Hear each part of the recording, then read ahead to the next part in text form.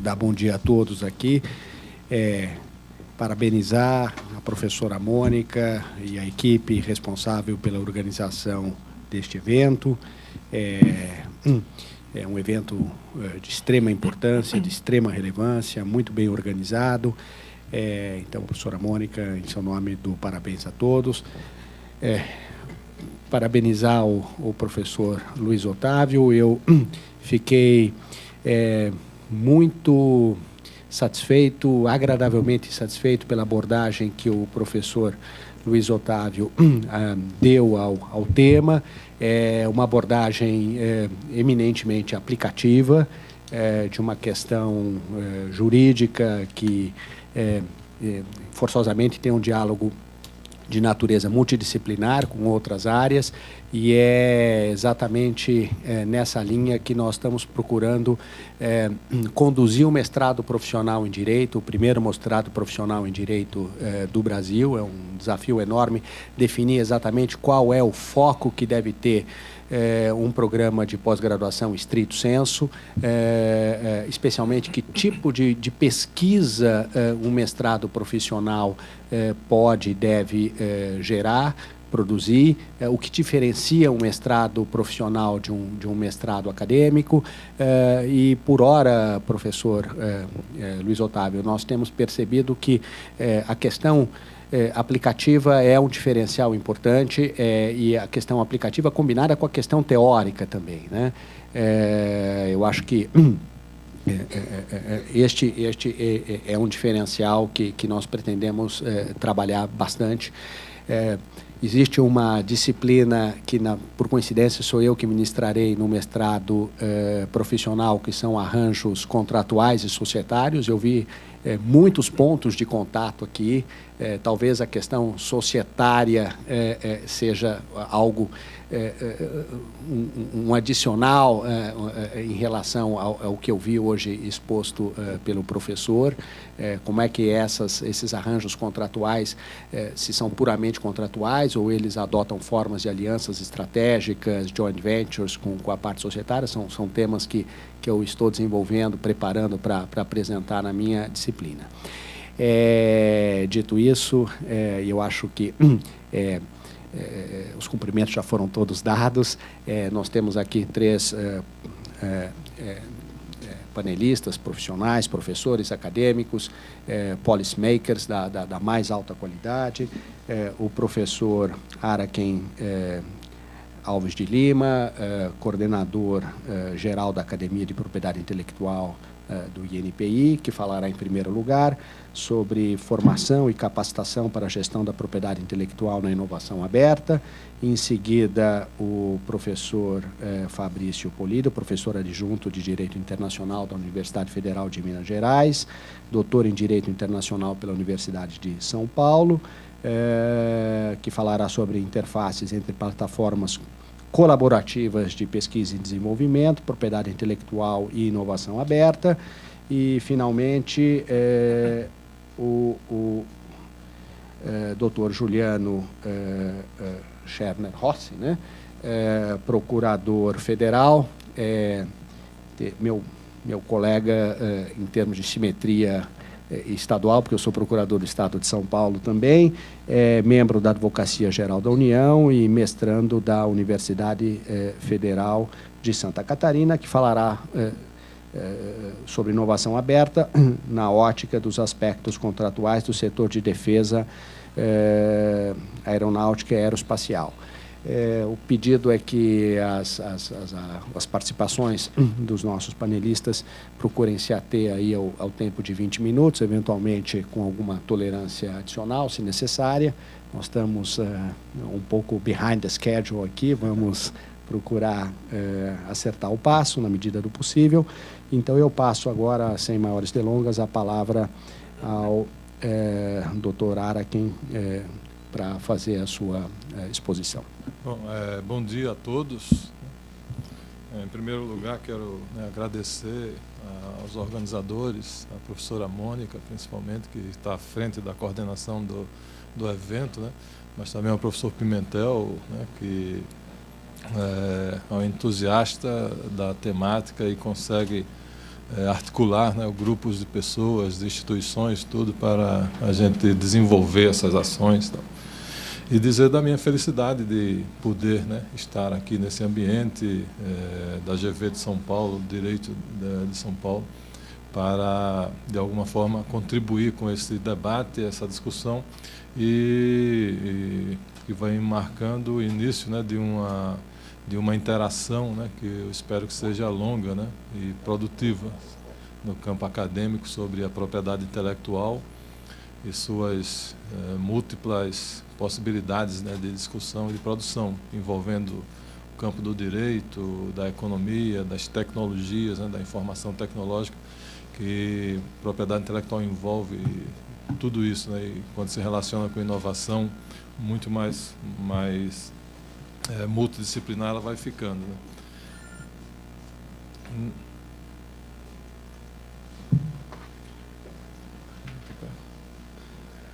Não é isso?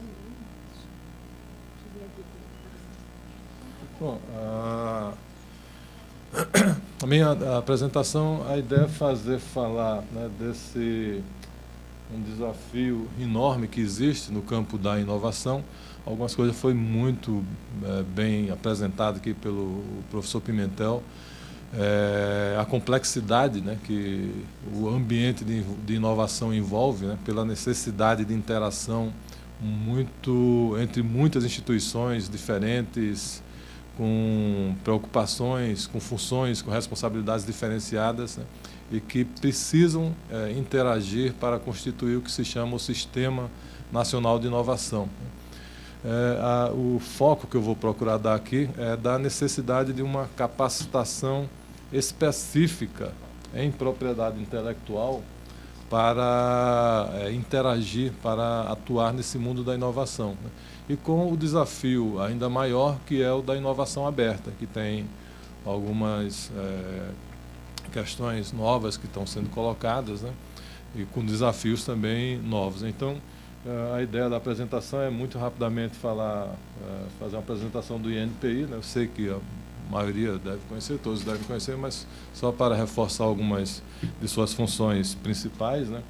E a partir daí falar sobre inovação e inovação aberta, só também para mostrar um quadro geral do que é que quais são as questões envolvidas, para falar do problema de gestão da propriedade intelectual e, de uma certa forma, uma certa prestação de contas do que é que a gente vem fazendo em termos de formação em propriedade intelectual para interagir nesse mundo e fazer algumas considerações finais, né?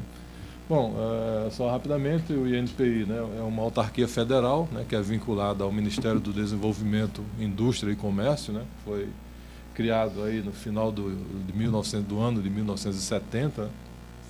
Ele tem as responsabilidades de concessão de direitos de patentes, registro de marcas, registro de programas de computador, registro de desenho industrial, indicações geográficas, a averbação, né, dos contratos de transferência de tecnologia e franquia empresarial, e tem um conjunto, né, de leis, né, que é de sua responsabilidade para desempenhar essas funções todas aí, né? Então, aqui é uma foto histórica aí do INPI, porque esse é o prédio onde ele se localiza, é um prédio antigo que está sendo desativado, né, para essa área toda, né, no Rio de Janeiro está entrando em reforma, né, o Porto do Futuro ali, aquela coisa. Ele fica em frente a esse museu novo que foi inaugurado, que é o MAR, né, Museu de Arte do Rio, né. Então é o primeiro arranha-céu da América Latina, né, foi construído nos anos 30, então é uma área histórica interessante. E nesse prédio vai ter um museu da inovação e da propriedade intelectual. A gente tem um banco de dados importante das patentes, tem patentes interessantes que tem até desenhos do Debré, né? Aí a gente está organizando ali para ser a Academia da Propriedade Intelectual e o Museu da Inovação, né? Bom, mas a questão é a gente entender essa relação entre inovação e propriedade intelectual, né? E o Brasil tem uma característica importante, né? Às vezes as pessoas dizem: olha, o Brasil não inova, não é um país inovador. No entanto, nós temos uma experiência grande de inovar, porque somos um país com um processo de industrialização importante, né, que dos anos 30 aos anos 80 se concretizou ramos importantes da indústria, né? Essa industrialização se deu principalmente com importação de tecnologias, né? Só que tecnologia não é algo, não é uma máquina que chega e você simplesmente coloca para funcionar, né? Tem que ter todo um processo de adaptação, né? E para isso tem que ter qualificação específica, tem que desenvolver, tem que inovar em cima a partir dessas coisas. Então o Brasil tem uma experiência de inovação chamada adaptativa, mas que, no entanto, ela foi separada, foi apartada do processo de apropriação intelectual, né? Então a gente tem, quando vai ver os números de patentes brasileiras, eles são muito baixos, né? Então houve um certo descuido em relação à apropriação dos resultados do que a gente vem fazendo em termos de tecnologia, coisa que foi se revigorando e a partir dos anos 90, principalmente, foi ganhando muita força a ideia da inovação, né, a preocupação com a inovação e a apropriação dos resultados da inovação. Mas o que eu quero mostrar aqui é que, na verdade, a partir de meados do século XX, né, o papel da inovação tecnológica se intensificou muito, né, e vem se tornando né, o principal fator, né, motor de propulsor do desenvolvimento econômico. Você pega a história desses países que a gente chama de desenvolvido, eles são países onde a taxa de inovação e os processos de inovação e de interação entre ciência, tecnologia e propriedade intelectual e inovação é muito forte. Então, só para citar algumas coisas aí, né, o microprocessador, né, sabe que em todo canto, em tudo existe chip, né, então é uma base fundamental de funcionamento de toda e qualquer coisa, né. Os medicamentos são uma área forte de inovação e que usa muito a propriedade intelectual. O Google aí representando o setor de serviços todo e de internet, tudo, né? Em todas as áreas, né, do conhecimento, né, e inovação foi se relacionando muito fortemente com propriedade intelectual, né? Você pega coisas que aparentemente são simples, mas um barbeador desse, um aparelho desse tem cerca de 70 patentes, né? E quando foi feita a nova versão lá do Turbo, Mach 3 Turbo, foi acrescentada mais 52 patentes, né? Ou seja, em todas as áreas, em todos os setores, né, da sociedade, o processo de inovação tecnológica foi se desenvolvendo e todos muito relacionados com sistemas de propriedade intelectual, com formas de proteção jurídicas e não jurídica também, né, que o professor que já até se referiu na disciplina dele, que eu acho que é um foco muito importante esse, de que a proteção, né, não é só por meios jurídicos, não tem outras formas, né. Em todas as áreas da vida, né, o nosso cotidiano foi sendo revolvido, né, pelas inovações tecnológicas, que é um resultado, como o professor Pimentel já explicitou aí, de uma relação entre ciência e tecnologia, desenvolvimento de conhecimento no campo científico, no campo tecnológico e transferência desse conhecimento para as empresas, né, para que se tenha novos produtos, novos processos de produção, novas formas de organização da produção, novos mercados e tudo mais, né. O cartão de crédito é um dos principais símbolos, né, dos processos de inovação, porque acomoda no seu pequeno corpo ali o conjunto de inovações que vai desde as tecnológicas, as de organização, de articulação institucional, empresarial, é um grande símbolo disso tudo, né. Bom, o resumo disso tudo aí é que a inovação, né, a gente, quando está falando nessa questão da inovação, é que ela tem que ser entendida como a introdução, né, com êxito, né, no mercado de produtos, processos novos. Essa questão do êxito é fundamental. Tem que ser pensada a inovação não só como o surgimento ou o desenvolvimento de algo novo, né. Algo novo que não dá retorno financeiro, que não gera comércio, né? O professor Pimentel também já colocou ali, que se não sair da prateleira e gerar uma receita para pagar os custos, que em geral são muito altos, porque todo o processo de inovação é resultado de uma interação entre pesquisa e desenvolvimento que tem um processo, são várias etapas complexas e caras, né, de altíssimo custo. Então isso tudo tem que ser pago com a realização comercial. Então, o êxito comercial é um critério fundamental para dizer se há inovação ou não. Não adianta você desenvolver algo novo e aquilo não ter aceitação no mercado, né? Não é que não você pode dizer, poxa, mas todo o processo de pesquisa, de estudos, de contratação de novas pessoas e a geração de um produto novo, isso não valeu de nada? Valeu, né? Valeu sim. Mobiliza, gera renda, mobiliza pessoas, cria novas competências. No entanto, não é inovação, né? É outra coisa, mas a inovação é quando tem um retorno financeiro diferenciado e faz com que a empresa consiga fechar um ciclo desenvolvendo novas inovações, colocando novos produtos no mercado, novos processos, né? Então, esse é o entendimento que a gente tem que ter de propriedade, sobre inovação, né? E a inovação ela tem características muito específicas, né? Primeiro que ela é vinculada a algo ligado à empresa, né? A inovação é resultado de uma decisão empresarial, né? Tem outros atores que participam do processo de inovação, como a universidade, que é um parceiro, um ator importantíssimo. No entanto, a inovação ela é resultado de uma decisão empresarial, né? Então, é uma decisão microeconômica. Você pode receber os melhores relatórios, né, que existem sobre as possibilidades daquele produto, daquele processo, daquele conhecimento, né? Dizer, olha, isso aqui vai dar certo, está bem feito, é uma coisa que não existe. No entanto, o empresário, o dono do dinheiro lá, que no final das contas tem que tomar a decisão, poxa, eu vou investir nisso ou não vou. E aí há um conjunto enorme de fatores que são exógenos à empresa que vai pesar quando ele vai tomar decisão, né? Há muita incerteza no mercado, as questões de macroeconomia, uma série de questões que ele vai, os concorrentes, né? Todas questões importantes. Ela também, a inovação ela é cumulativa ao longo do tempo, né? A empresa que começa a inovar, ela basicamente fica obrigada a continuar inovando, ela tem que usar aqueles conhecimentos que ela vai gerando para fazer sempre novas coisas, porque vai havendo um processo de imitação, alguém chega a fazer igual, e depois a economia como um todo está produzindo do mesmo jeito que ele. Ela tem que ser diferenciada, né? Então, fazer produtos diferenciados, colocar a diferenciação é o fator fundamental, você fazer diferente dos outros, né? Ela exige isso aí, né, que é importante, cada vez mais colaboração entre grupos diferentes, né, de especialistas, né, para desenvolver coisas novas, né? E ela é cercada de grande incerteza, né, isso que eu já comentei. Então, você, no final das contas, as decisões são muito voltadas à leitura que se faz do ambiente onde vai ser lançado o produto, né?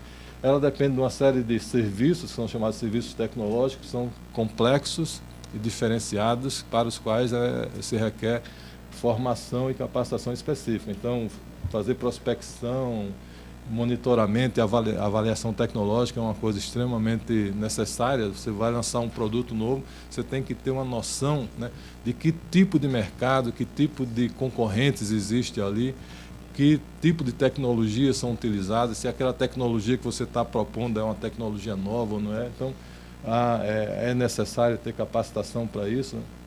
Os estudos de viabilidade econômica, ou seja, uma série de questões, né, que envolve, que é o chamado serviço tecnológico, que envolve nisso aí tudo, tem resultados específicos que são os registros de marcas, registro de patentes, a manutenção de equipamentos de P&D, um conjunto de questões complexas. Então, na verdade, né, eu pensei essa frase aí do Cláudio Rodrigues, do CIETEC, que é muito interessante, ele falando que inovação ela não se dá por acaso, né, ela requer um ambiente, né, e precisa ter continuidade, maturação, entendimento, né, capacitação, ambiente favorável, ou seja, há uma necessidade de ambiente e interações muito complexas para que você tenha inovação como resultado, né? E essa habilidade que é necessário ter para mobilizar essas competências, esse ambiente complexo é extremamente fundamental para que a inovação aconteça. E por fim, assim, até concluindo essa parte da inovação, a inovação, no final das contas, você tem que entender como o resultado de uma relação que é extremamente complexa, principalmente entre a academia, produtora de conhecimento, e as empresas, né? E ela é complexa porque são dois mundos que tem dinâmicas diferentes, tem processos de trabalho diferentes, tem metodologias de trabalho diferentes, tem um entendimento do mundo que é diferenciado, né? Então, isso, quando você faz uma pesquisa tecnológica em qualquer universidade, num laboratório, você tem as condições ideais, né? Então, você tem uma matéria-prima ali que é de pureza 99,999%, você tem um ambiente controlado, né? Você tem uma série de condições que não existe no mundo real. Quando você vai, quando vai proteger, você protege, né? A patente sai naquele ambiente, muitas vezes.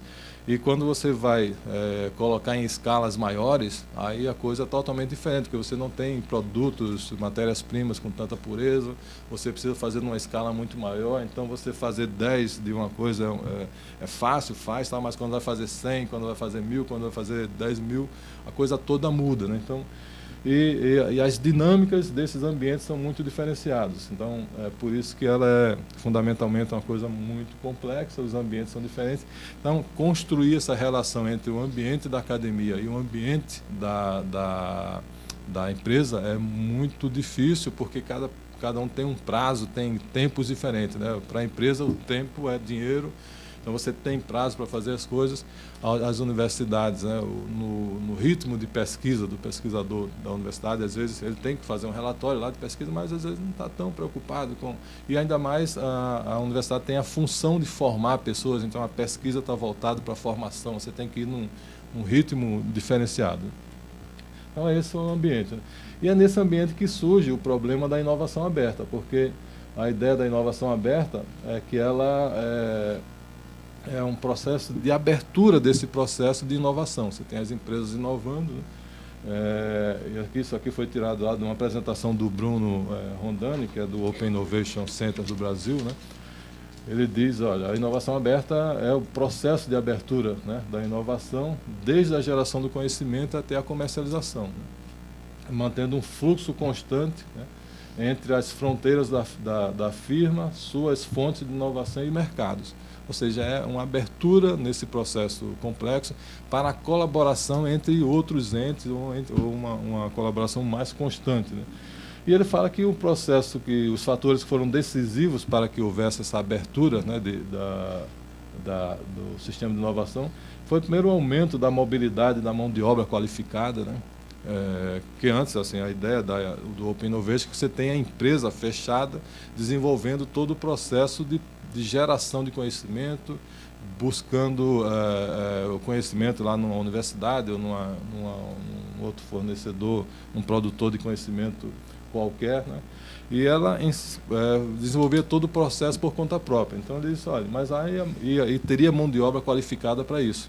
No entanto, eles olharam um processo de disseminação, de mobilidade, as mudanças que foram acontecendo no mundo. Você pega um caso específico, a quebra lá do mundo socialista, né, com muita mão de obra qualificadíssima nas áreas técnicas. Essas pessoas circularam pelo mundo, criou novas possibilidades de contratos, né? Então, e de pessoas prestando serviço. As universidades também passaram a ser mais participativas e querer, né, estar presente no processo de inovação, né? Crescimento da indústria de venture capital e de empreendedorismo, financiando diversas ações. Então, ele cita um conjunto de coisas que fez com que o processo de inovação se tornasse mais aberto, né? E ele também cita aí que as ideias para inovar, né, deixaram de vir só da própria empresa e cita um conjunto de novos atores, né, que vão surgindo. Então, inventores individuais, grandes laboratórios de P&D, as universidades e tal, né? No entanto, e que isso faz com que a colaboração passe a ser uma forma requerida e buscada para se fazer inovação. No entanto, o que eu coloco é o seguinte, que há vários padrões de colaboração, né, que é para entrar na questão da propriedade intelectual. Porque, se você pensar, uma coisa é a colaboração entre duas grandes empresas, né? Se você pega, por exemplo, a Samsung e a Apple, né, elas têm um padrão, né, tecnológico de controle de áreas do conhecimento, de áreas da tecnologia, tem um grupo de colaboradores extremamente capacitados, um padrão de discussão e de interação do mesmo nível. Então, elas se sentam, definem coisas e pode ter um sistema de colaboração ou não. Outra coisa é você pegar, por exemplo, a Samsung para interagir com uma universidade brasileira, com um pesquisador de uma universidade, né? E tentar aceitar ou abrir para que esse pesquisador, individualmente, ou até o próprio NIT, tenha alguma participação, né? Então, a simetria entre esses entes é muito grande. Então, a inovação aberta e a coisa da colaboração é preciso ver que uma coisa é você participar de algum edital que a empresa diz, quando ela tem já todo um processo montado, estruturado, e diz, olha, você pode participar aqui em alguma coisa, né? Outra coisa é quando grandes empresas se sentam e definem um projeto de desenvolvimento de produto. O caso do Blu-ray, né, uma experiência importante disso, quando pega grandes projetos de aviação, que é o tema aqui, então o Mauro pode falar melhor disso, a interação entre empresas.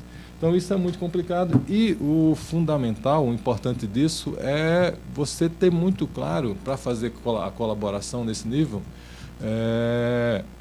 a questão de que o que é de quem e até quando, que é a questão do contrato, né? Ou seja, você senta para negociar com uma empresa que tem espalhada no mundo todo, com milhares de advogados e economistas que entendem e trabalham com tecnologias complexas, né? E para assinar um contrato de transferência de tecnologia ou de participação no processo, você tem que ter muita capacidade de elaboração de contrato para não ser prejudicado. Então, o que é de quem, né? Então, essas empresas, quando se sentam, isso aí fica muito claro. Então, a questão contratual, ela é fundamental, né? Então, é por isso que vem o problema da gestão, né? E a importância de entender os itens específicos de propriedade intelectual para pensar como esses acordos de cooperação são geridos e como a tecnologia é montada. E quando você pensa em fazer a gestão da propriedade intelectual para inovação, as perguntas que você tem em mente, falar em gestão basicamente é isso. É ter, primeiro, né, você ter a clareza no desenvolvimento de tecnologias ou de qualquer outra coisa, ter sempre em mente, né, o que é passível de proteção naquilo que eu estou desenvolvendo e qual o melhor instrumento, qual o instrumento mais adequado para proteger o que eu faço. Então, isso é uma pergunta central para quem está fazendo qualquer coisa, né? Se eu escrevo, se eu sou da área de serviço, então como é que eu protejo, né? Depois, ter conhecimento dos procedimentos adequados para formalizar cada um dos direitos de propriedade intelectual, né, e fazer as gestões para manter esses direitos na sua empresa, o seu direito específico, né. Manter vigilância sobre os direitos constituídos e defendê-los em caso de uso não autorizado por terceiros, né. Organizar o portfólio de propriedade intelectual da empresa, né, e ter a noção do valor desses ativos intangíveis para poder negociar com os outros, né. Então, usar as informações que são constantes dos documentos de propriedade intelectual para interagir com outras empresas, com outros grupos, com outros setores, né. E, fundamentalmente, estar capacitado para elaborar e negociar os contratos de tecnologia, né.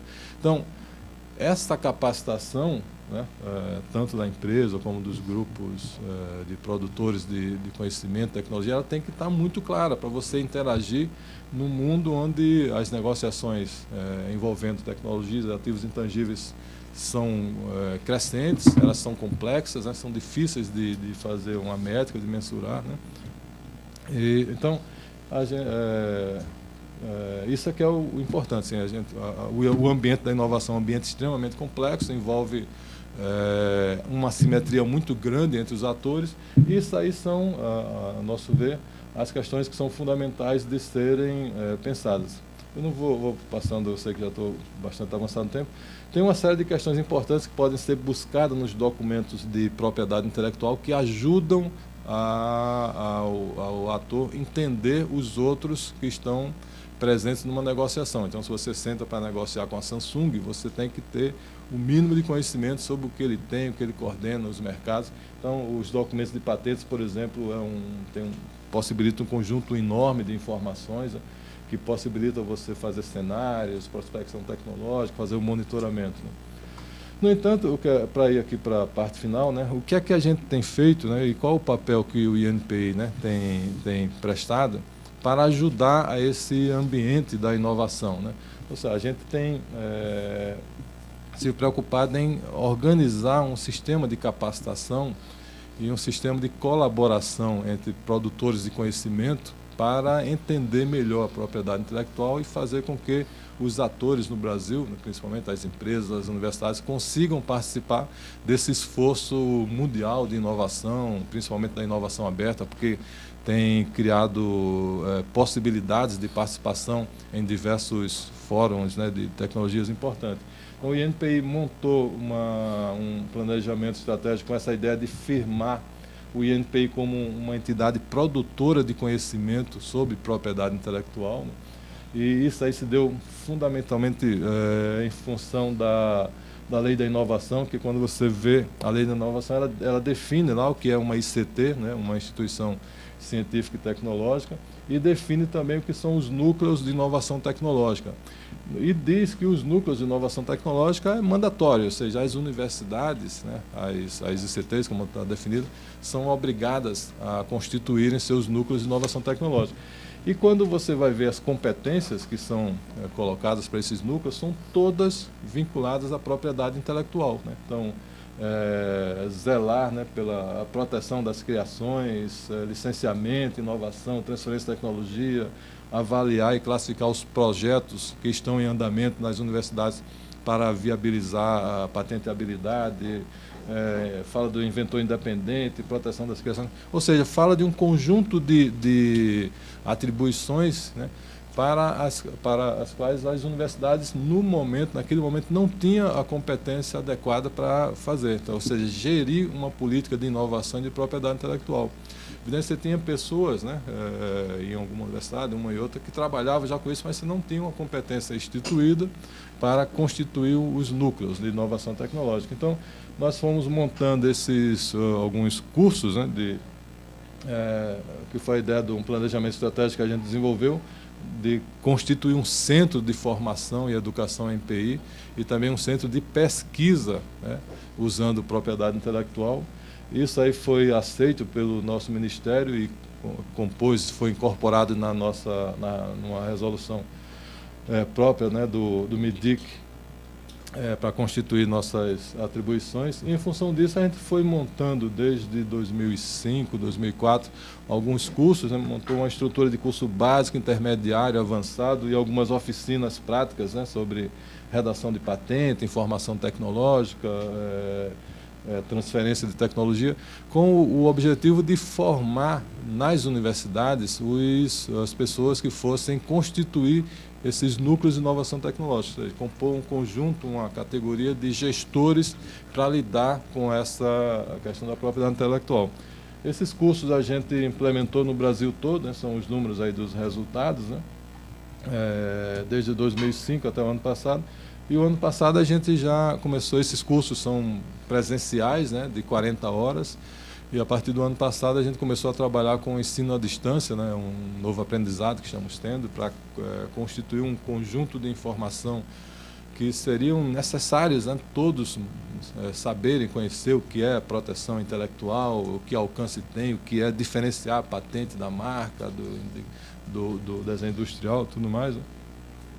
E também constituímos um programa de mestrado profissional, né, um programa de mestrado profissional em propriedade intelectual e inovação, né, que tem essas 4 linhas de pesquisa, que era a ideia, além de ir para essa formação, aquela capacitação de curto prazo, com cursos de 40 horas, ter um ambiente de uma reflexão mais profunda, que gerasse dissertações, que fosse montando uma metodologia de acesso aos dados de propriedade intelectual, para gerar uma nova visão sobre os diversos setores tecnológicos e a dinâmica da economia brasileira. E os resultados são muito interessantes, porque o mundo acadêmico não utilizou esses dados, né, muito para entender o que é que acontece, e os dados de propriedade intelectual lhe permitem um conhecimento das tecnologias e dos mercados de uma forma como nenhum outro dado consegue fornecer. Então, essas são as linhas de pesquisa que a gente tem no nosso mestrado, né? E nesse programa de mestrado a gente foi constituindo disciplinas, né, disciplinas novas, que acho que é a maior contribuição que a gente dá, que uma coisa é você dar uma aula, eu sou economista, dar uma aula de macroeconomia, você tem um manual, 300 anos, né, microeconomia, vai dar direito comercial, tá coisa lá. Mas se você for falar em propriedade intelectual no agronegócio, propriedade intelectual e nanotecnologia, né? A globalização do sistema de propriedade intelectual, que a gente tem a sorte de ter o professor Pimentel dando. São temas novos, né? São questões novas que você tem que juntar esse conteúdo todo para constituir uma disciplina. Então a gente vem aí há 7 anos, né? E foi aumentando o número de disciplinas, todas com muita especificidade sobre propriedade intelectual, que você basicamente só vai encontrar lá, né? Lá no INPI. E é um esforço grande, né, do nosso corpo técnico de montar isso aí, para ter uma discussão que tenha algum sentido, né?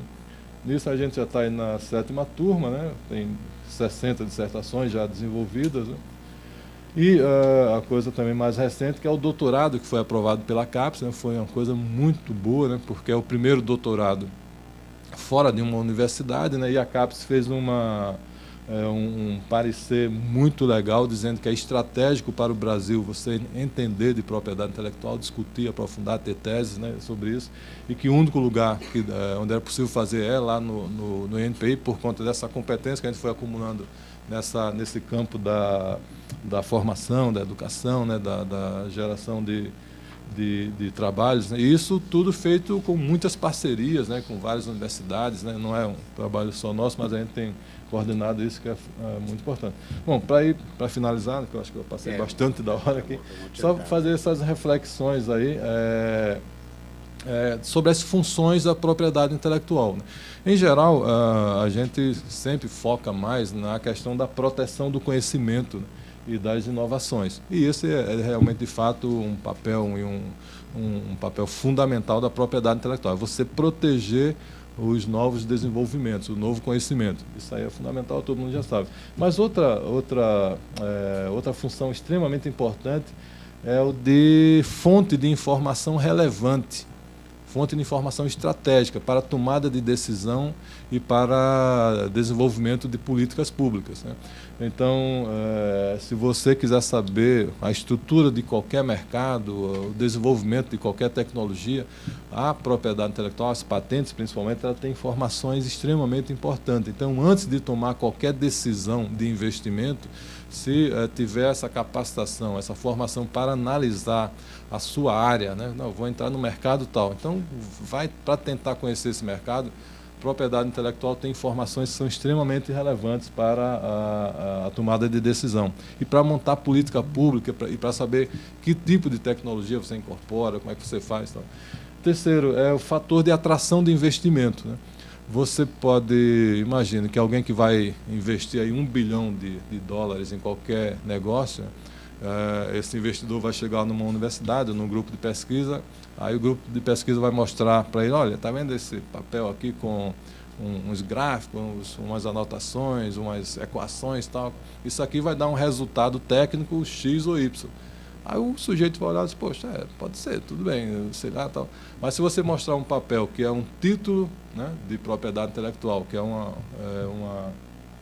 concessão, né, de um instituto, é uma coisa do Estado, dizendo, olha, esse efeito técnico é muito provável que aconteça. Então, a garantia do investimento é mais viável, né, porque o cara vai negociar à medida que os direitos e a coisa técnica está ali apresentada. E também vai dar garantia e segurança a esse ambiente de negócio que envolve esses ativos intangíveis, que é uma coisa você dizer, olha, eu quero vender essa sala aqui que tem 100 cadeiras, tem um microfone, tal. Outra coisa é o conhecimento, né, descrito num papel.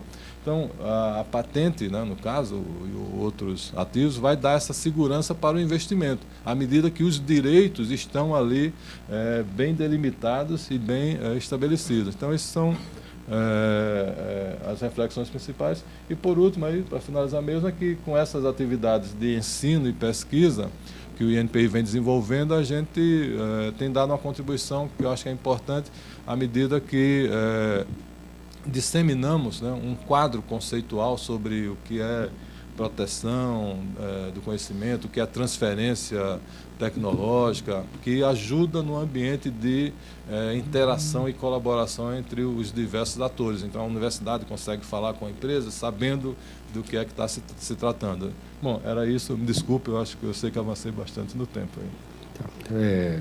Doutora, Araken, muito obrigado pela sua exposição, acho que foi muito instrutiva, suscitou uma série de questões aqui que motivam a reflexão. Eu percebo que essa relação entre academia e mercado, a inovação tem um papel fundamental, talvez seja a ponte entre os dois setores, entre conhecimento científico e conhecimento tecnológico, e embora agora não seja a fase de debates, mas eu lanço aqui sempre uma questão, o que é uma discussão que nós temos tido aqui, o que é inovação em ciências sociais aplicadas, e especialmente o que é inovação jurídica, né? Então, uma coisa que o mestrado profissional em direito está tentando perseguir, inovação jurídica, mas isso fica por uma reflexão nossa aqui. Eu passo a palavra agora ao doutor Fabrício, ao professor Fabrício, desculpe. Muito obrigado, professor Mário Engler.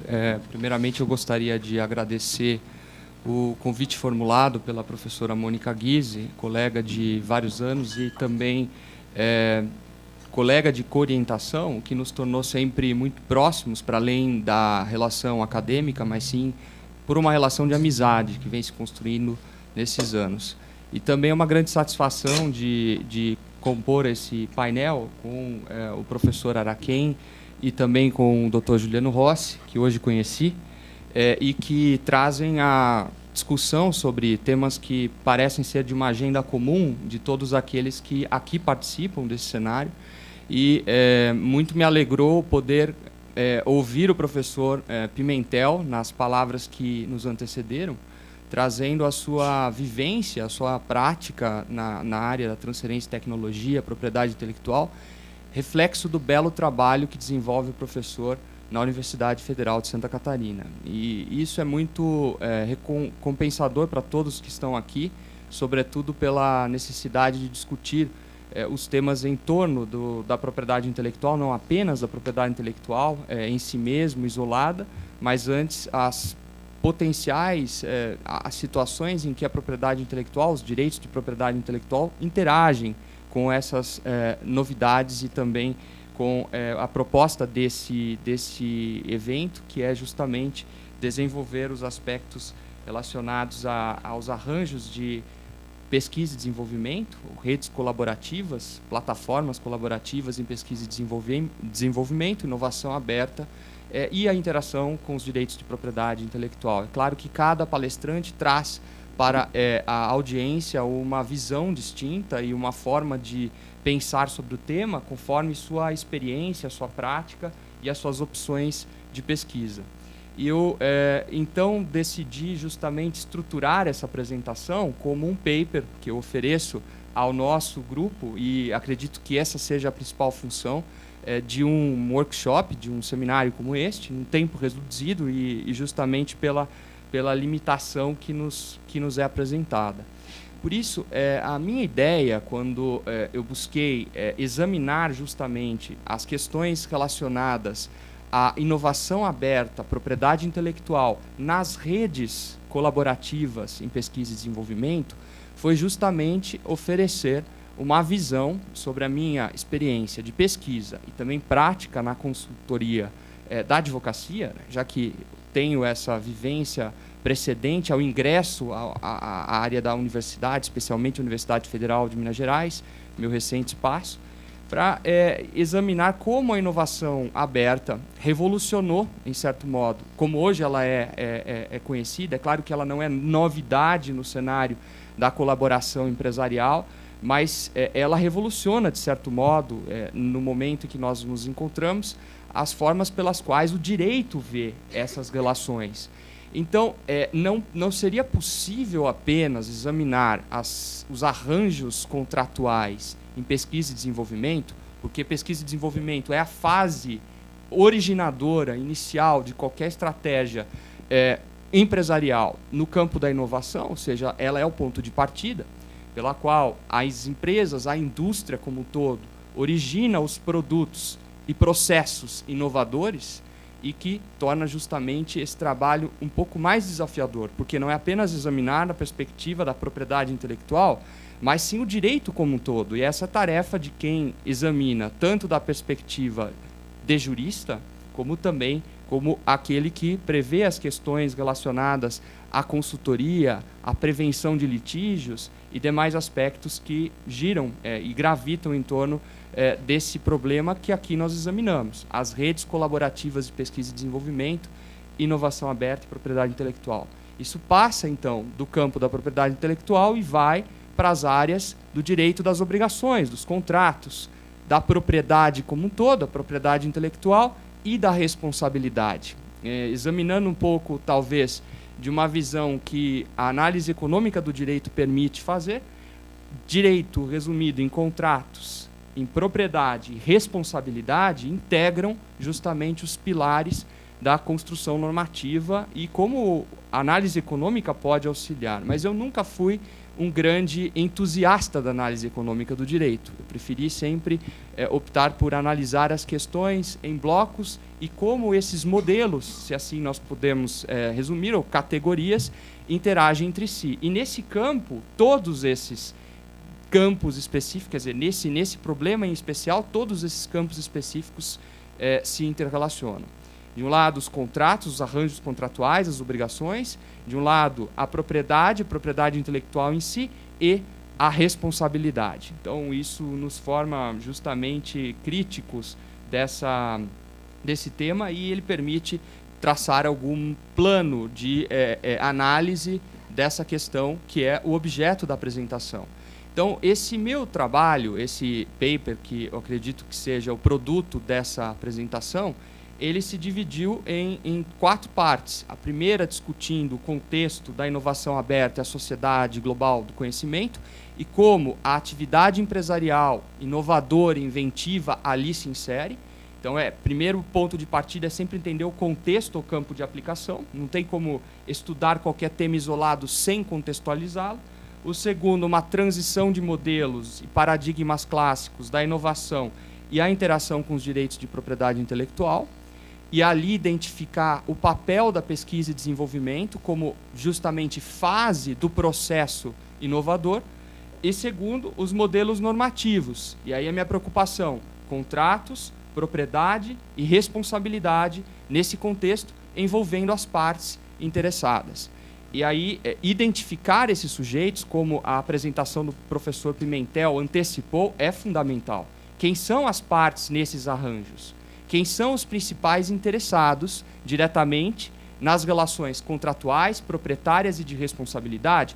E segundo, aqueles que seriam interessados no processo de maneira externa, mas também, de alguma maneira, endereçados nos produtos ou nas relações que emergem dessas redes de colaboração em pesquisa e desenvolvimento. E aqui eu estou falando justamente dos consumidores, estou falando dos fornecedores, distribuidores, que gravitam em torno desses arranjos de pesquisa e desenvolvimento no campo empresarial. Porque aqui a ideia também é justamente delimitar o escopo, inserindo, na medida do possível, as outras partes como sujeitos, as instituições de pesquisa, centros de pesquisa, universidades, ou seja, a própria presença do Estado, muitas vezes, nesse contexto. E nós sabemos que, uma vez que esses arranjos contratuais também devem lidar com outros sujeitos que não apenas as partes privadas, como os Estados, a administração pública direta, há leis especiais incidindo sobre esses regimes de regulamentação. A lei de inovação,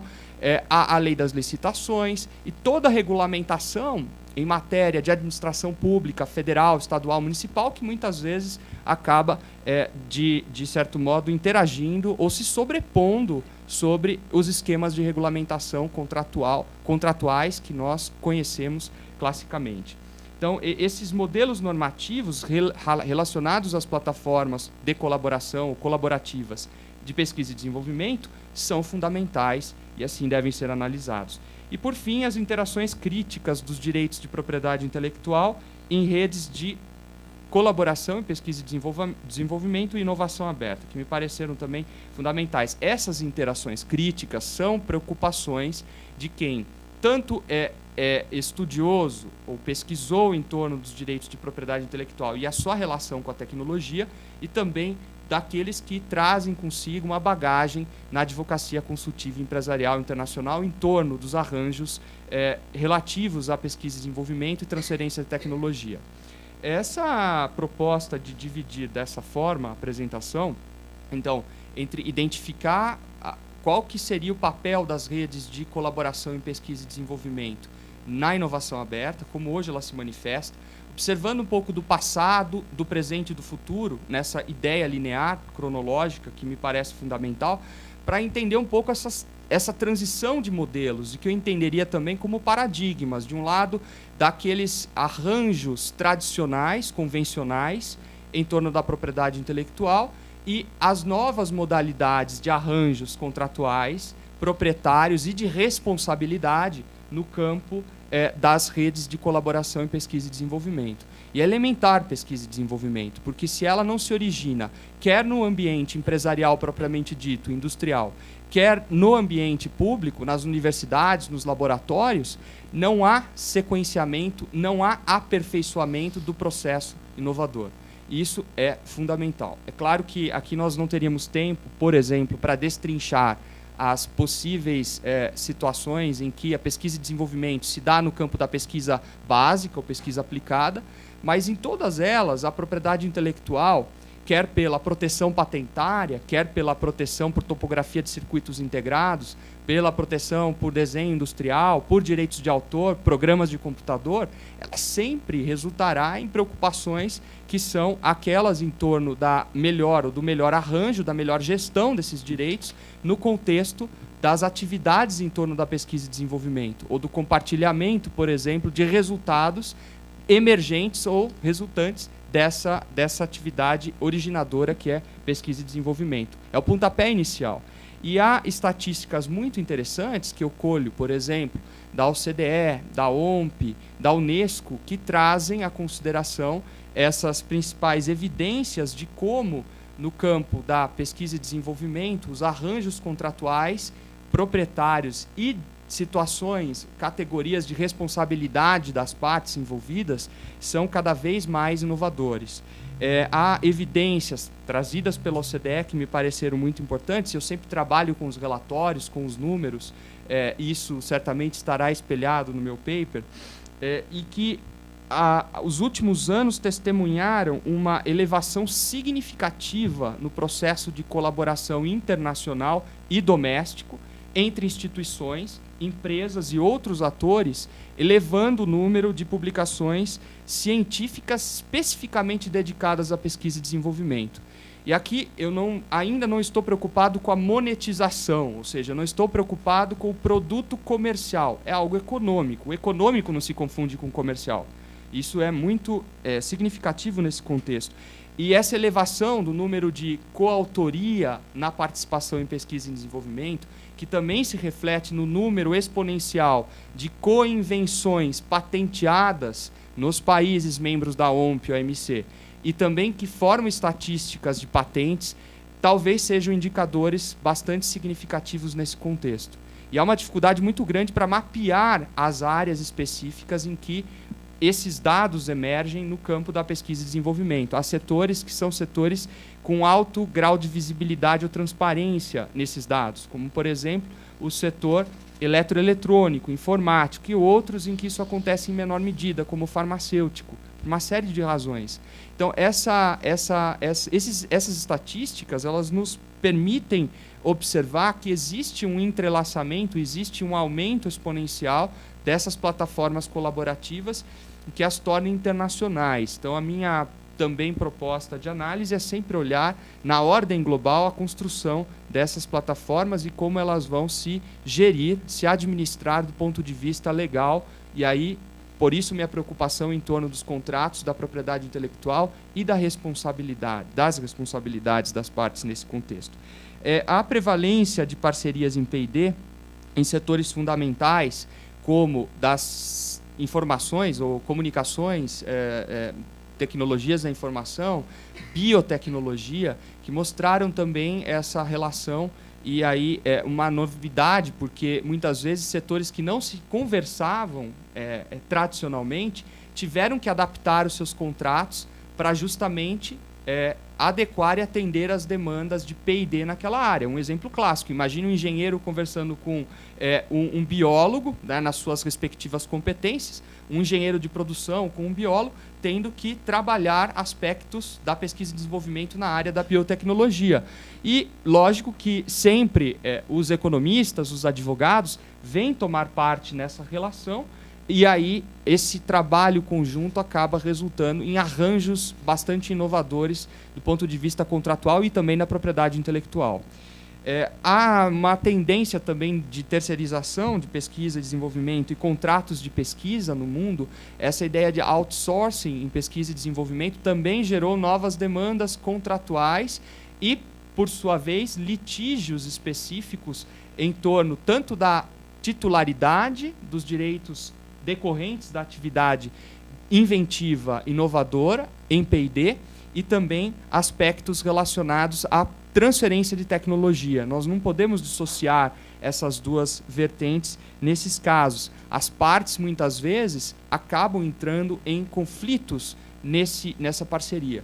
Então, é interessante porque a ideia de se estudar esses arranjos contratuais em P&D nos atuais modelos abertos da inovação, não fechados, aberto não significa que tudo é acessado livremente. Ao contrário, o aberto aqui sugere a participação de vários atores, sujeitos interessados no contexto dessas redes colaborativas em P&D, o que torna justamente certos setores extremamente favoráveis a essa nova essa forma ou modalidade de alcançar o processo inovador nesse contexto.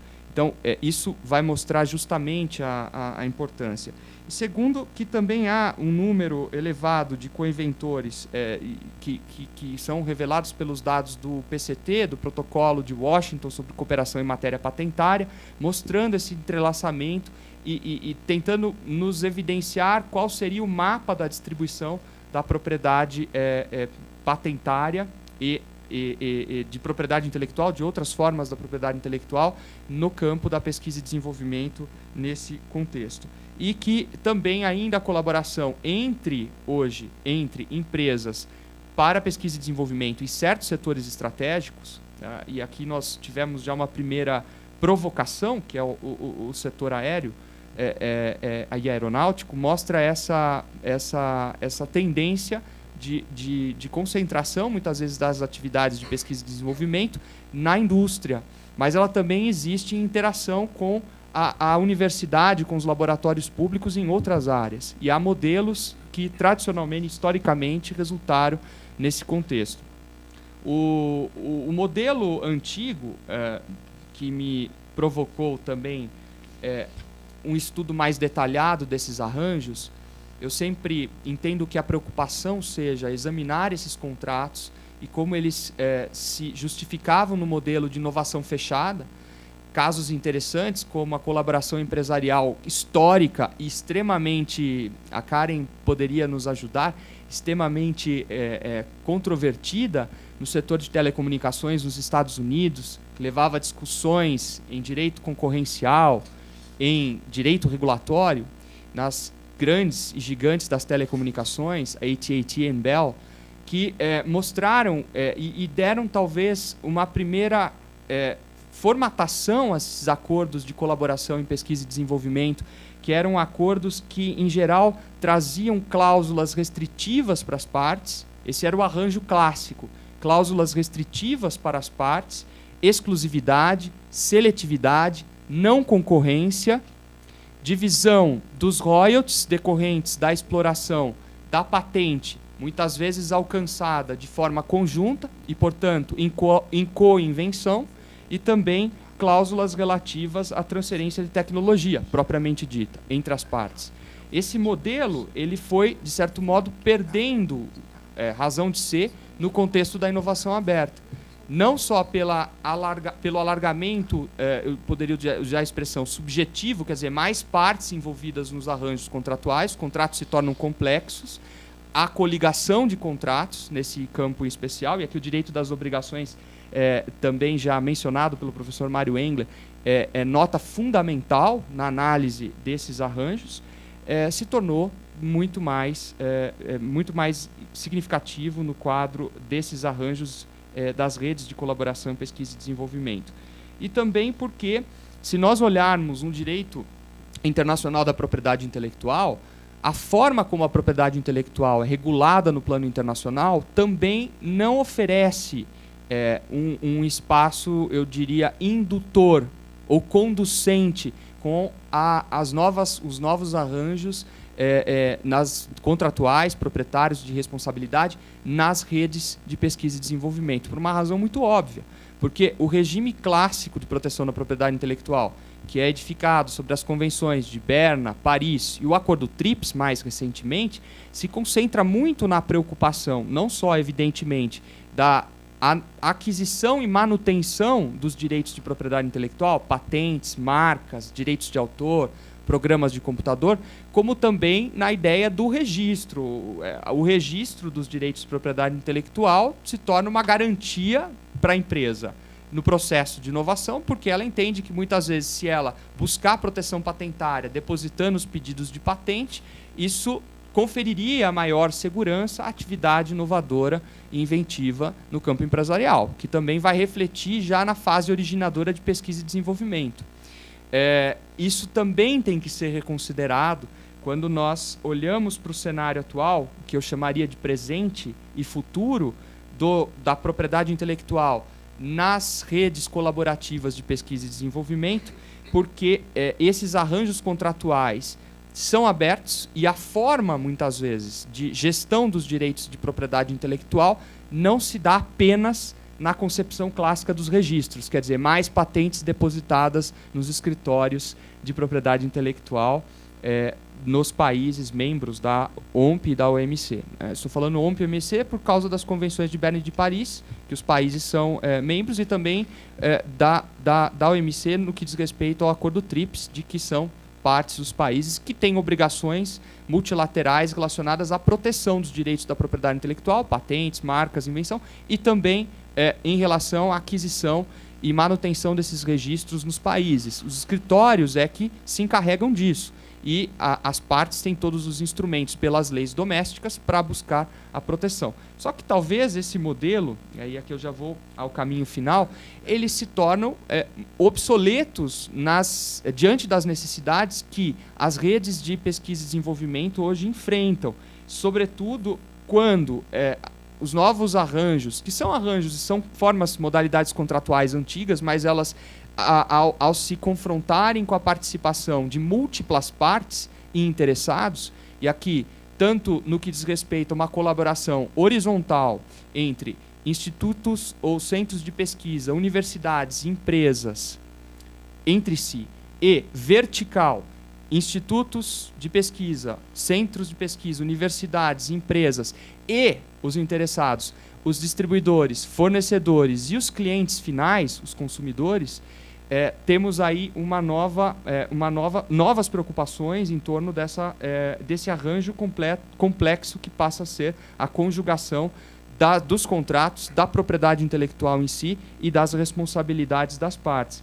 E que também existe aí uma preocupação também nesses novos arranjos de tentar absorver ou capturar as formas como, na pesquisa e desenvolvimento classicamente considerada, a inovação cumulativa e sequencial no campo dos vários setores da indústria possa ser regulamentada, possa ser disciplinada. E essa também é uma das principais questões. Porque imagine que na sequência da inovação em que vários participantes ou partes atuem em colaboração, haja preocupações relacionadas à titularidade dos direitos discutidos. Então a propriedade intelectual nunca será irrelevante nesse contexto. E é isso que é muito claro nessa releitura que se faz. O último livro publicado pelo professor Mark Lemley, por exemplo, mostra muito bem essa dificuldade de se discutir, por exemplo, temas relacionados à inovação aberta e essa multiplicidade de partes, as formas de colaboração, os resultados dessas formas de colaboração, sem examinar como a propriedade intelectual e os direitos de propriedade intelectual poderiam ser revistos nesse contexto e como se aproveitar da engenharia das obrigações e dos contratos e dos sistemas de responsabilidade civil, contratual e extracontratual no campo dessas redes colaborativas em pesquisa e desenvolvimento, que torna justamente esse processo bastante interessante. E segundo, porque nessa minha análise dos modelos normativos,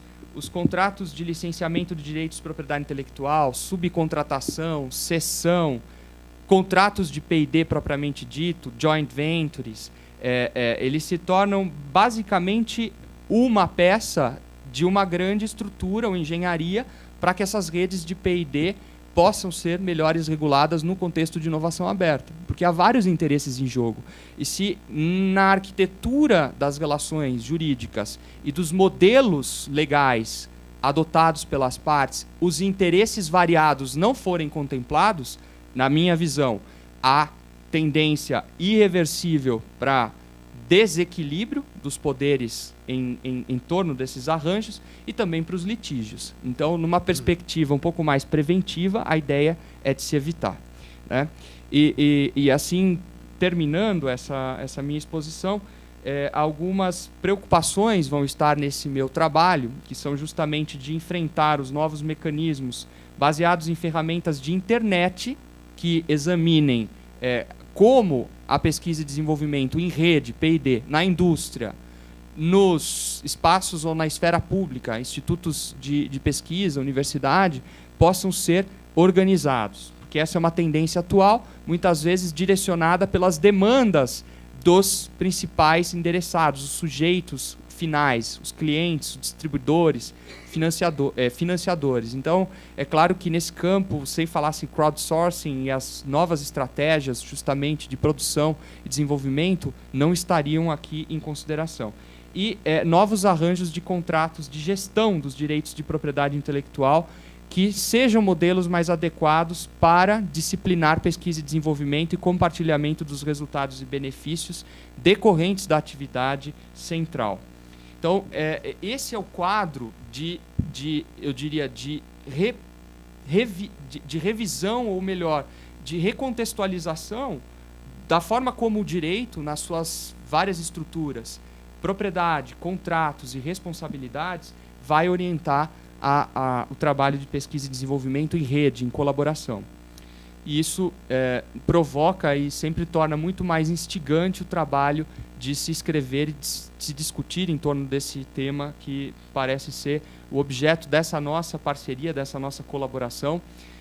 E aqui, mais uma vez, manifestando a minha gratidão à professora Mônica Guise, não só pela amizade, porque ninguém poderia simplesmente agradecer a amizade, mas sim pelo estímulo constante de trazer esses temas a uma plateia tão seleta como essa. Aqui também agradeço pela atenção e encontro aqui também faces conhecidas e amigos, e que espero ser um trabalho bastante promissor no futuro. Só para concluir, como todos aqui que me antecederam também puderam falar um pouquinho só sobre a experiência da universidade, dos seus departamentos, a Universidade Federal de Minas Gerais hoje é uma das maiores instituições de ensino federal no Brasil, ao lado da Universidade Federal de Santa Catarina, Rio Grande do Sul, Universidade de Brasília, e levam justamente indicadores muito positivos para o mundo no campo da pesquisa, da extensão, do ensino.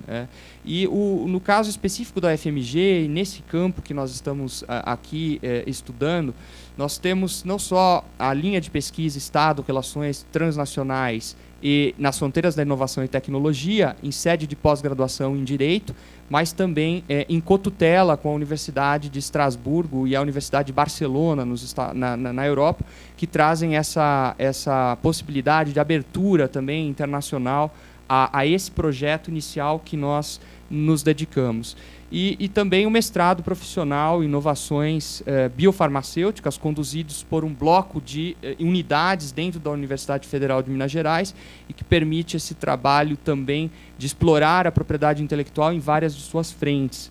E também agregar e fortalecer a rede mineira de propriedade intelectual. Eu sou um paulista radicado em Minas Gerais, mas dividindo a minha vida basicamente entre São Paulo e Belo Horizonte, que é uma cidade extremamente agradável para aqueles que não conhecem, e que mostram justamente a importância dessa rede nossa, formal e informal, de colaboração na pesquisa, no ensino, na extensão da propriedade intelectual, da inovação e das novas preocupações da sociedade global do conhecimento. Agradeço a todos, muito obrigado.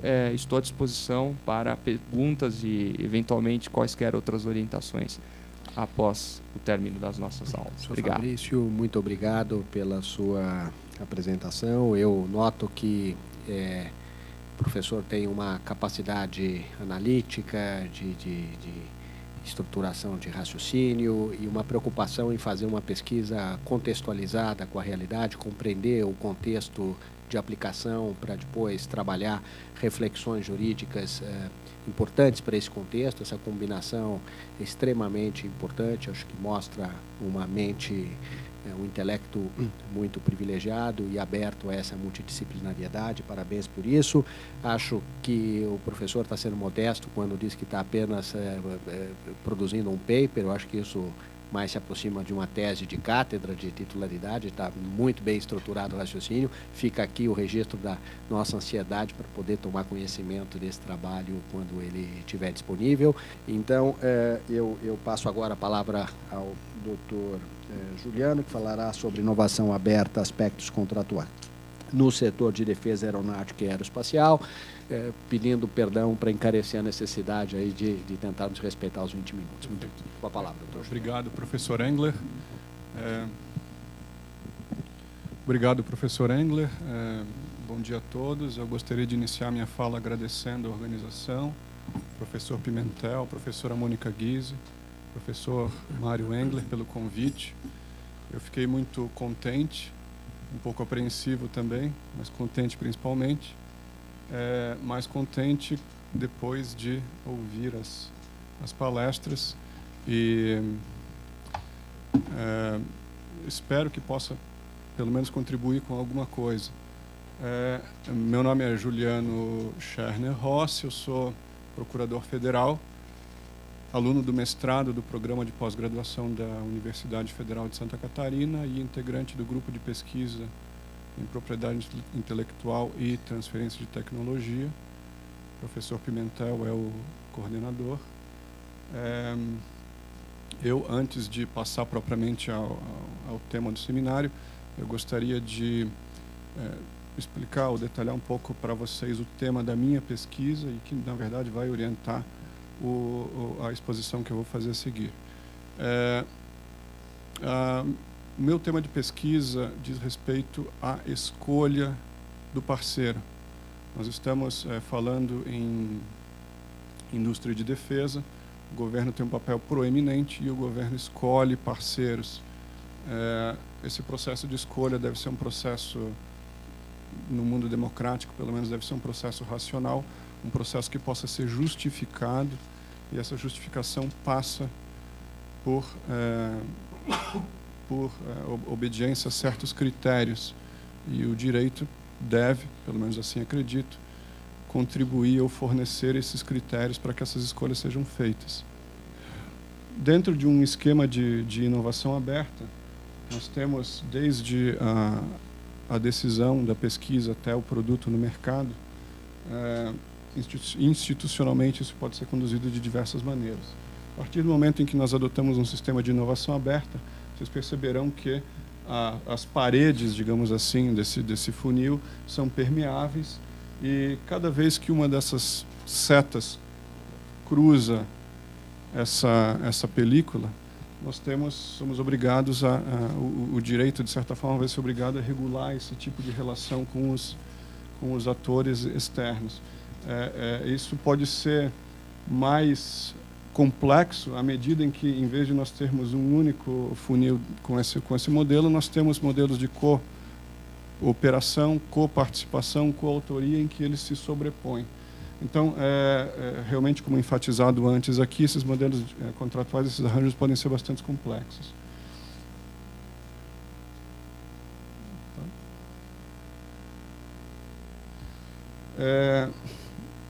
Dentro de um modelo liberal, acreditava-se ou acredita-se que, garantindo um regime de liberdade dos atores, esse modelo de liberdade será suficiente, ou pelo menos necessário, a que haja a inovação, a criatividade, a inovação fazendo parte o desenvolvimento econômico fazendo parte desse mesmo pacote.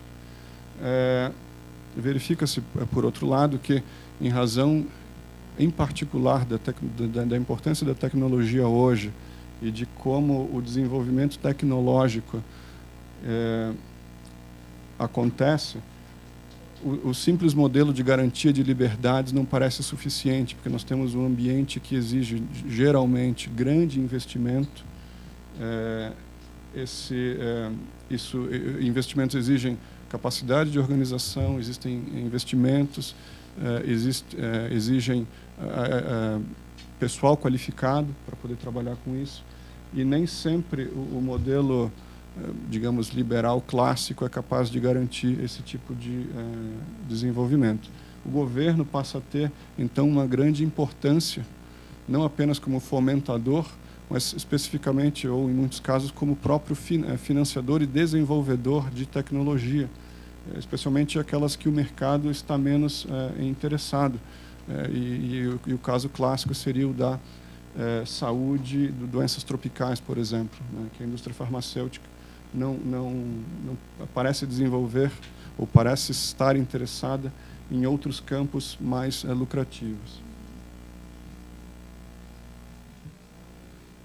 Um pequeno panorama do mercado de defesa no Brasil. Nós, hoje, somos o 12º orçamento em defesa do mundo. Tá? Em primeiro lugar são os Estados Unidos.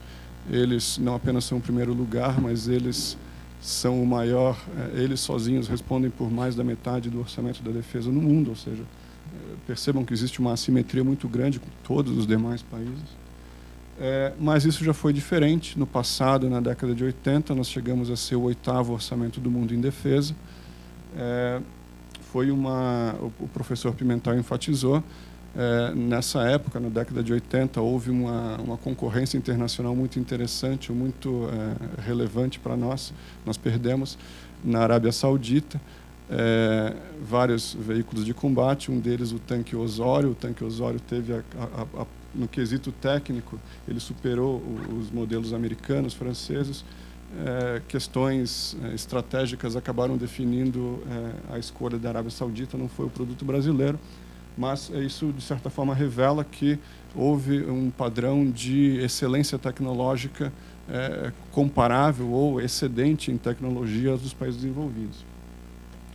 Com relação à pesquisa, nós temos um orçamento de investimento modesto, na ordem de 30 milhões de reais ao ano, apenas para comparar com os Estados Unidos, que há um investimento, ou em 2003, o investimento deles era da ordem de 40 bilhões de dólares.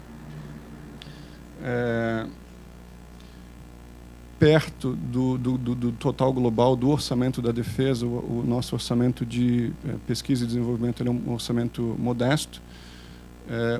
Um estudo do IPEA, um estudo setorial do IPEA, acabou identificando alguns dos problemas da gestão da defesa no Brasil. Aproximadamente 75% do orçamento da defesa vai para pessoal, ou seja, não é apenas uma questão de quantidade, mas de alocação de recursos também.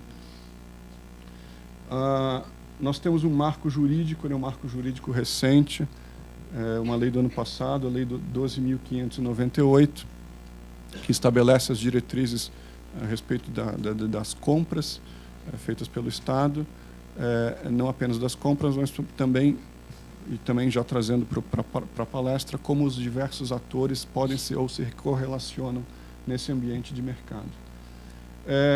Os principais documentos do Brasil na questão da defesa, públicos não apenas no sentido de serem oficiais, mas públicos no sentido de serem abertos, né, de divulgação irrestrita: a Política Nacional de Defesa, a Estratégia Nacional de Defesa e o Livro Branco da Defesa Nacional. São publicações do Ministério da Defesa que trazem ou que dão a estratégia de defesa, os caminhos a serem seguidos, estabelece a política de defesa no Brasil, né? Esse estudo do IPEA ele foi muito interessante porque ele identificou que, ao longo dos anos, especialmente desde a década de 80, o orçamento da defesa não variava muito no seu valor nominal reajustado, corrigido. O que nós tínhamos, e principalmente o principal problema nesse caso, era que as políticas eram descontinuadas. Nós chegamos a ter uma base industrial de defesa muito forte, mas ela foi desarticulada com o tempo, e é isso que se busca fazer hoje, a reorganização dessa base industrial de defesa. Segundo algumas diretrizes, o desenvolvimento tecnológico independente com produção de tecnologia nacional de ponta. Tá? Isso seria coordenado pelo governo. Ele, evidentemente, é o maior comprador, ou talvez o único comprador de defesa no país, com tecnologia de vanguarda. Um aspecto interessante da Estratégia Nacional de Defesa é que os imperativos estratégicos sobrepõem-se aos imperativos comerciais. O que isso significa? Que o nosso modelo de desenvolvimento ou de compras de produtos de defesa, ele baseia-se na compra pelo governo nacional apenas, e que isso deve ser suficiente para que o modelo se sustente.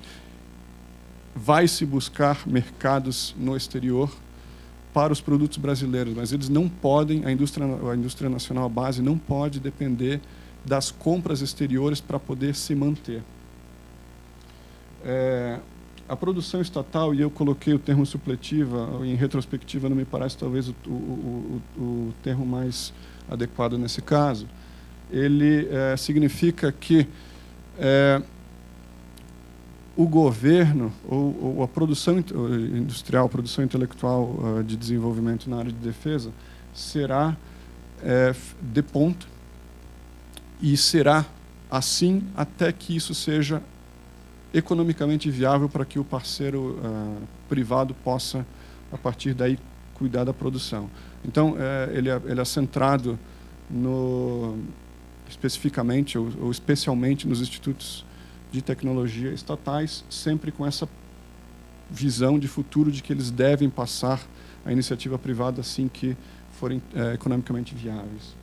E a Estratégia Nacional de Defesa identifica também 3 setores estratégicos: espacial, cibernético e nuclear, espacial, tecnologia e construção de veículos lançadores de satélites, satélites geoestacionários, desenvolvimento de telecomunicações, posicionamento global, cibernético, relacionado à guerra cibernética, institutos de pesquisa e de defesa cibernética, e, no caso do nuclear, nós temos especificamente o submarino nuclear, a propulsão nuclear, prospecção de urânio, e a produção de energia elétrica por fontes, por geradores termoelétricas, né, com geração nuclear. Considerando o aspecto da defesa, pergunta-se, afinal de contas, como é que é possível haver inovação aberta nesse campo, já que ela é toda cercada de sigilo e preocupações estratégicas, né? É um mercado de regulação, regulado intensamente, então isso impõe várias limitações aos atores. A oferta e a demanda são concentrados. A oferta é concentrada porque nós temos basicamente um único comprador no país, e a demanda é concentrada e a oferta também é concentrada, porque são poucos as indústrias que têm essa capacidade. Mas existem algumas oportunidades, né? Parcerias de Institutos de Ciência e Tecnologia com o governo, indústria nacional, transferência de tecnologia como compensações tecnológicas, licenciamento, cessão, desenvolvimento de sistemas duais, que são sistemas com uso militar e civil, spin-offs. Caso de sucesso, ou pelo menos exemplo de manual, o caso da NASA, que licencia, que a partir das tecnologias desenvolvidas na NASA, se iniciam companhias que, a partir daí, se apropriam ou se utilizam aquela tecnologia para uso civil.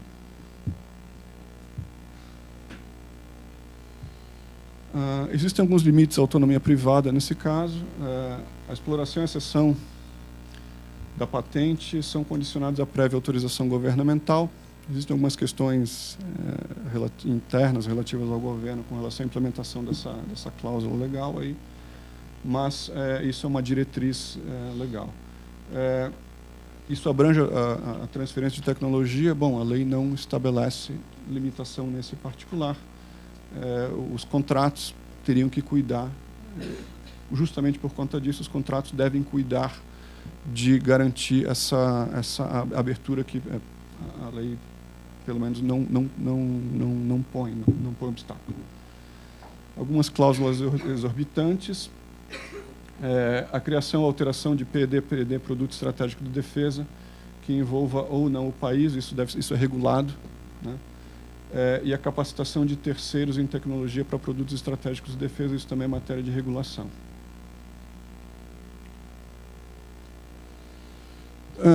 O campo do sigilo aqui, talvez a confidencialidade seja um dos aspectos mais importantes, né, no campo da inovação aberta na defesa.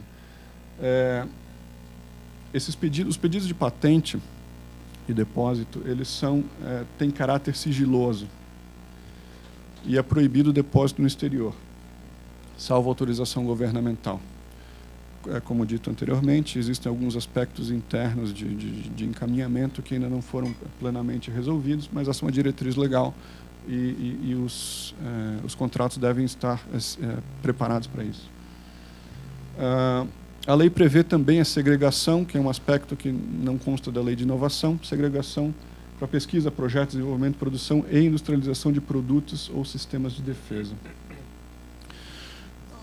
No que se refere ao sigilo, se nós estamos diante de ambientes públicos, isso pressupõe uma publicidade.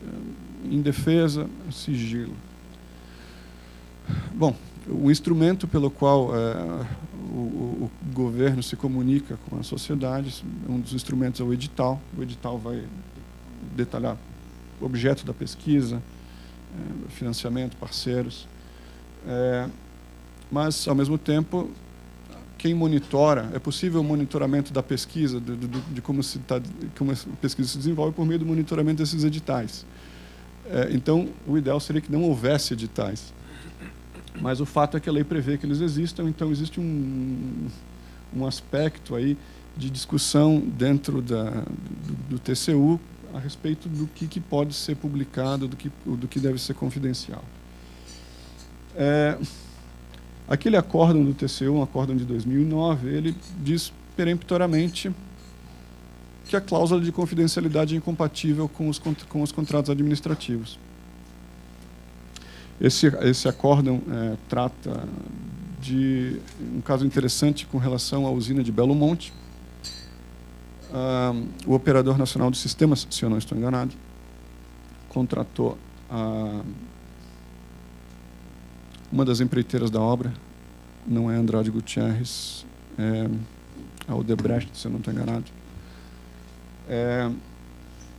para desenvolver o EIA-RIMA, e esse contrato trazia cláusula de confidencialidade, e o TCU vai me dizer o seguinte: EIA-RIMA é informação pública, vocês não podem colocar confidencialidade, colocar cláusula de confidencialidade num edital, num contrato que visa justamente a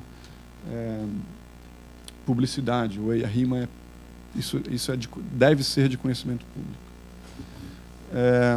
Mas ele foi além ao dizer o seguinte: cláusula de confidencialidade é incompatível com o contrato administrativo, com 3 exceções. Essas exceções não foram tratadas no acórdão, elas foram um signaling.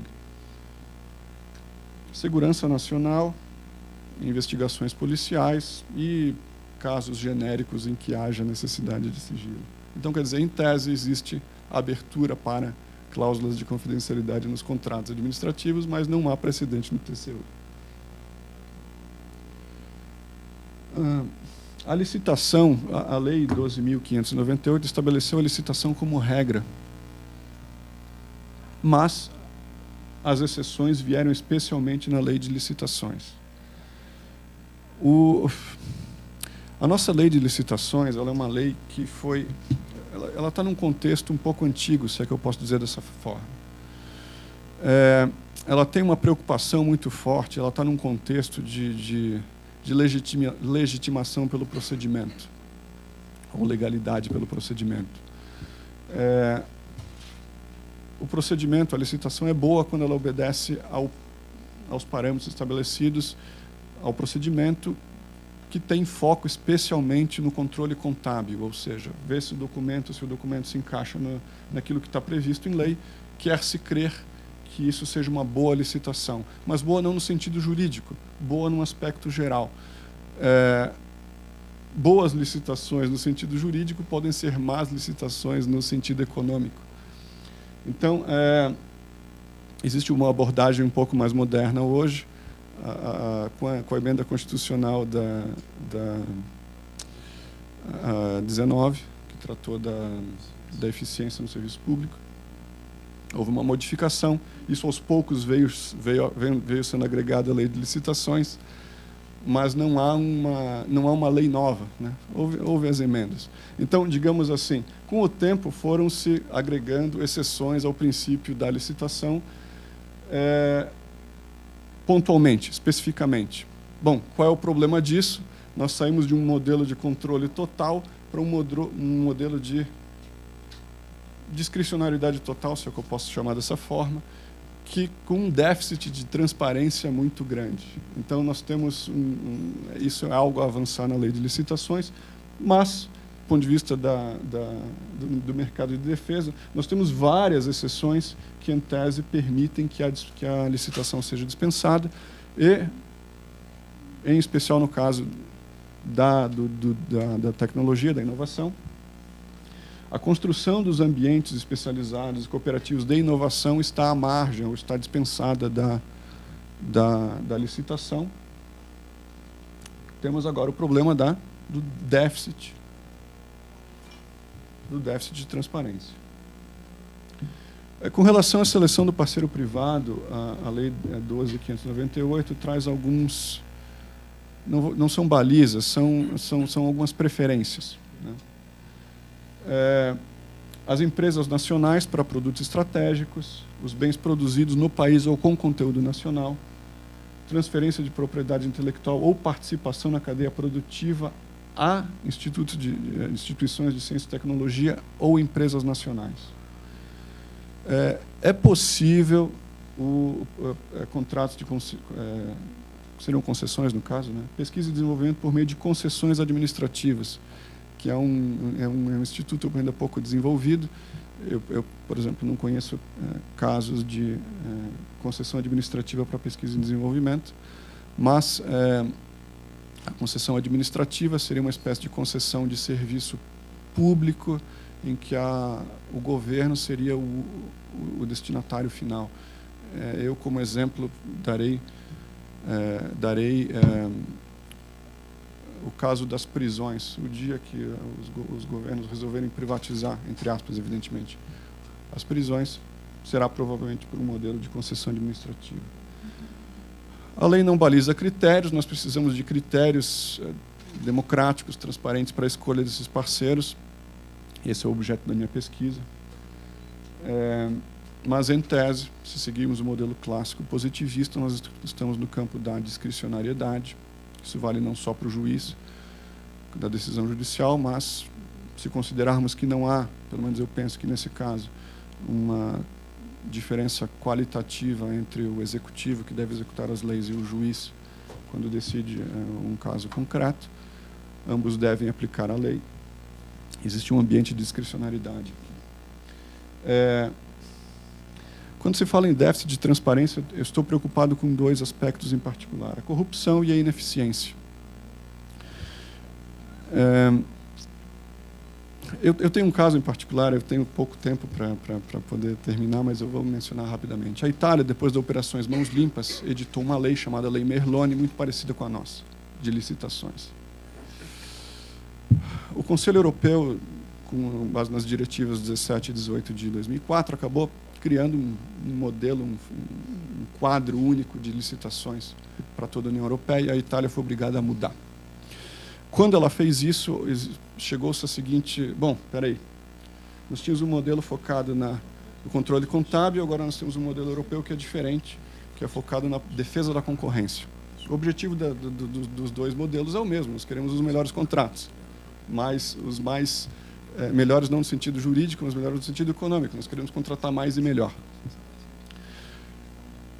Quando o foco mudou para a defesa da concorrência, surgiu a questão da relação com os parceiros privados, com as empresas. E, a partir daí, passou-se ou pelo menos nós temos um modelo que é centrado no diálogo, e o diálogo normalmente é público. Por quê? Porque nós temos que garantir a concorrência para que nós garantamos as melhores condições econômicas do contrato.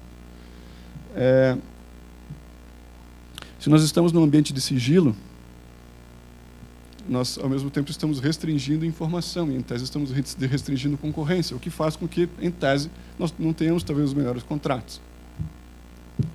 Então, essas são as minhas preocupações com relação à maneira aberta como existe, como é permitido, pelo menos, conforme o quadro legal hoje no Brasil. Alguns outros aspectos contratuais. Esse mesmo acórdão do TCU veda a arbitragem nos contratos administrativos. Não existe nenhum princípio explícito no Brasil. Eu vou citar para vocês o caso da Espanha, em que a Constituição espanhola diz o seguinte: o governo espanhol só pode ser julgado pelos próprios juízes.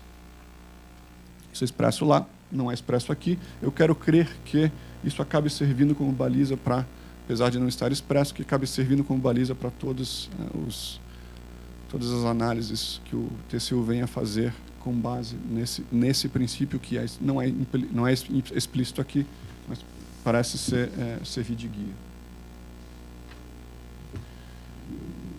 Bom, eu encerro aqui a minha conferência, então agradeço a todos pela paciência, mais uma vez agradeço à organização.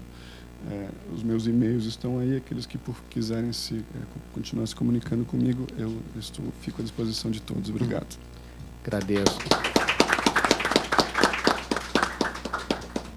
Agradeço a apresentação do professor Juliano, muito instrutiva. Eu, que não conheço nada aí do mercado de defesa, percebo que é uma atividade econômica regulada, com umas características específicas de contratação com o setor público muito interessante.